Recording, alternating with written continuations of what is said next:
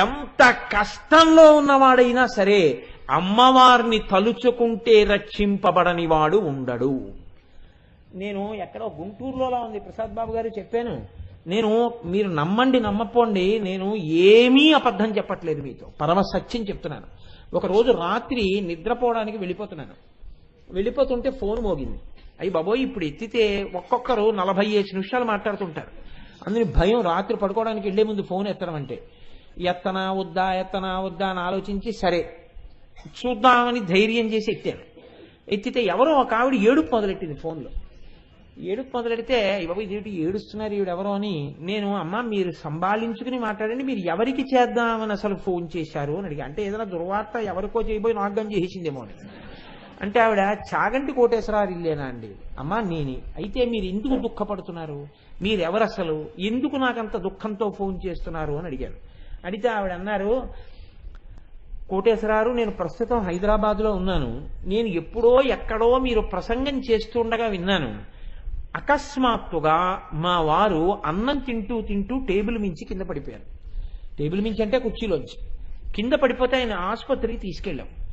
Doctors ఏం చెప్పారంటే ఈయనకి చాలా అత్యవసరంగా గుండెకి శస్త్రచికిత్స చెయ్యాలి.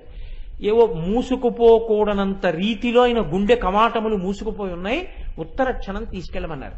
తీరా ఇక్కడికి తీసుకొచ్చిన తర్వాత ఆపరేషన్ తొందరగా చేస్తే తప్ప బతకడానికి అవకాశం లేదు.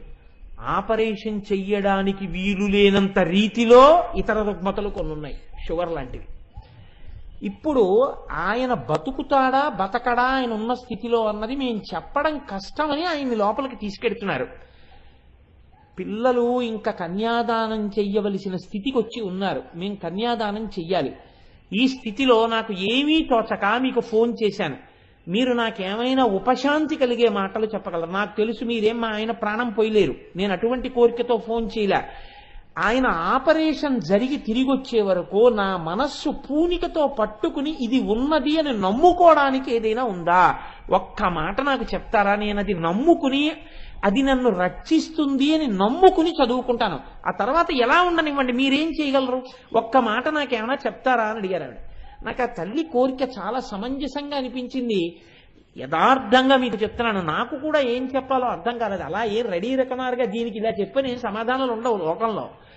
ఆవిడ కూడా చెప్తున్నారు, నువ్వేం బతికించలేవు నా భర్త అనేది. నేనేం చేయగలను ఆవిడికి? నేను ఆలోచించి ఎందుకు వచ్చిందో నాకు ఆలోచన, నేను అన్నాను, అమ్మ పసుపు కుంకములు అనేటటువంటివి అమ్మవారి చేత అనుగ్రహింపబడాలి. సువాసిని అన్నది అమ్మవారి అనుగ్రహం. మీరు ఒక పని చేయండి, పరమశివుడు హాలాహలం తాగినా శరీరమునకు ఇబ్బంది రాలేదు, కారణం నీ మంగళ సూత్రమే నీచవితాటంకములే అని శంకరాచార్యుల వారు సౌందర్యలహరిలో శ్లోకం చేశారు. సుధామప్యాస్వాద్య ప్రతిభజ జరా మృత్యుహరిణీం అంటూను. మీరు సౌందర్యలహరి పుస్తకం ఒకటి పట్టుకుని మీ వారు రేపు ఆపరేషన్ టేబుల్ మీద ఆపరేషన్ అయిపోయే వార్త వచ్చేంత వరకు ఆ తల్లి నమ్ముకున్న శ్లోకం చదువుకోండి. అంతకన్నా చెప్పడానికి నాకు ఏం తెలియదమ్మా అన్నాను. చాలు ఈ ఒక్క మాట, నేను నమ్ముకున్న ఆవిడ పాదాలు పట్టుకుంటానన్నారు ఆవిడ. ఆ తల్లి నాకు మర్నాడు ఫోన్ చేశారు. ఫోన్ చేసి ఆవిడ అన్నారు, మేము యథార్థం చెప్తున్నామమ్మా, మా పురుష ప్రయత్నమే తప్ప ఈయన బతుకుతారు అనేటటువంటి నమ్మకంతో మేం చేయలేదు, కానీ ఈశ్వరుని యొక్క అనుగ్రహం అన్నది చాలా గొప్పది, అందుకే ఆయన అనుగ్రహమే ఈయన్ని బతికించిందమ్మా. నిజంగా ఈ ఆపరేషన్ ఎలా సక్సెస్ అయిందో మాకు ఆశ్చర్యంగా ఉంది.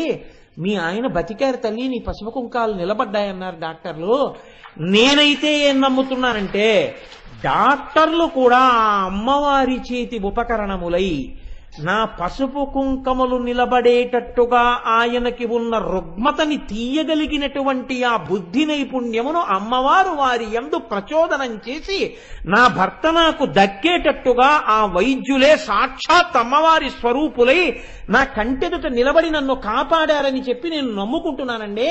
వారి యందు ఆ అమ్మవారి అనుగ్రహం ప్రసరించి బతికారు, నేను చేసిన ప్రార్థన ఇలా ఫలించింది అని నమ్మి ఆ తల్లిని పసుపు కుంకాలతో పూజ చేసుకుంటున్నానండి అని ఫోన్ చేశారు. చాలమ్మా, మంచి మాట చెప్పారు తల్లి, చాలా సంతోషం అని చెప్పాను. ఆ తర్వాత ఇంకెప్పుడు నాకు ఆవిడ ఫోన్ చేయలేదు. 10 కాలాలకే ఆవిడ అలా పసుపు కుంకాలతో ఉండాలనే నా కోరికే. కాబట్టి చూడండి, నేను మీకు ఈ మాట ఎందుకు విజ్ఞాపన చేశాను అంటే అలాంటి ఫోన్లు నాకు చెయ్యమని కాదు నా ఉద్దేశం. చెయ్యకపోతేనే నేను సంతోషిస్తాను, నాకు ఏం తెలియదు, నేనేం సరే మూకశంకరులు అమ్మవారి యొక్క కనుబొమలు చూస్తూ చెప్తున్నారు ఏమని, అమ్మా నీ ముఖము ముఖములా కనపట్టలేదు, నీ ముఖము చూస్తే కాంతి సముద్రములా కనపడుతోంది. కాంతి సముద్రంలా ఉంటే అది అమ్మవారి యొక్క ముఖంట.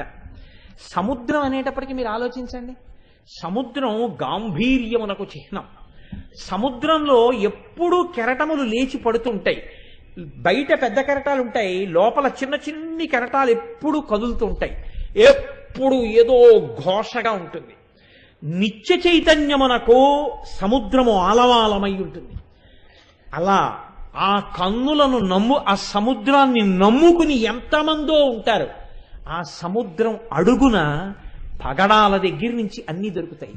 అందుకే మూకశంకరులు అన్నారు, ఓష్టప్రభా పటల విద్రుమముద్రితేతే, అమ్మా నీ ముఖమనేటటువంటి కాంతికి అడుగున పగడముల కాంతితో కూడిన నీరు కనపడుతోంది అన్నారు. అంటే ఎర్రటి వస్తువు కింద ఉందనుకోండి, పైన నీళ్లు కూడా కొంచెం ఎర్రగా ఉన్నట్టు కనపడతాయి. అంటే ఆ సముద్రపు లోతుకెళ్లిన వాడికే పగడం ఉన్నటువంటి నీరు ఎర్రగా ఉందని కనపడుతుంది, పైన చూసిన వాడికి నీలం సముద్రమే కనపడుతుంది. అంటే ఇప్పుడు అంత దర్శనం చేసినటువంటి మూకశంకరుల నోటి వెంట వస్తోంది ఆ శ్లోకం. ఆయన అంటున్నారు, అమ్మా నీ ముఖమనేటటువంటి కాంతి సముద్రంలో పగడములు కనబడుతున్నాయి. ఏదా పగడం? ఓష్ఠ, నీ కింది పెదివి ఎర్ర పెదివి పగడంలా మెరిసిపోతోంది కాంతితో, కాబట్టి పగడాలున్నాయి సముద్రంలో. భ్రువల్లి వీచి సుభగే ముఖకాంతి సింధౌ, నీ ముఖకాంతి అనబడేటటువంటి సముద్రంలో భ్రువల్లి వీచి ఈ కనుబొమలనేటటువంటి తరంగములు పైకి లేచి పడుతున్నాయి. ఎందుకని? పిల్లల కష్టాలు చూసినప్పుడు భ్రువౌ భుగ్నే, అయ్యో వీళ్ళకి ఎప్పుడు పోతుంది భయం, నా వంక చూస్తే చాలు పోగొడతాను. రెండు, ఏమండి అసలు భయం లేకుండానే చేయొచ్చుగా, భయం లేకుండా చేస్తే అమ్మవారి వైపు తిరిగి అమ్మవారికి నమస్కరించి భయం పోగొట్టుకున్న తృప్తి మీకెప్పుడు వస్తుంది? అసలు ఆ ఆనందం కలగాలంటే ఆవిడ వంక చూడాలి, అప్పుడు కదా ఆ తృప్తి, ఆ ఆనందం.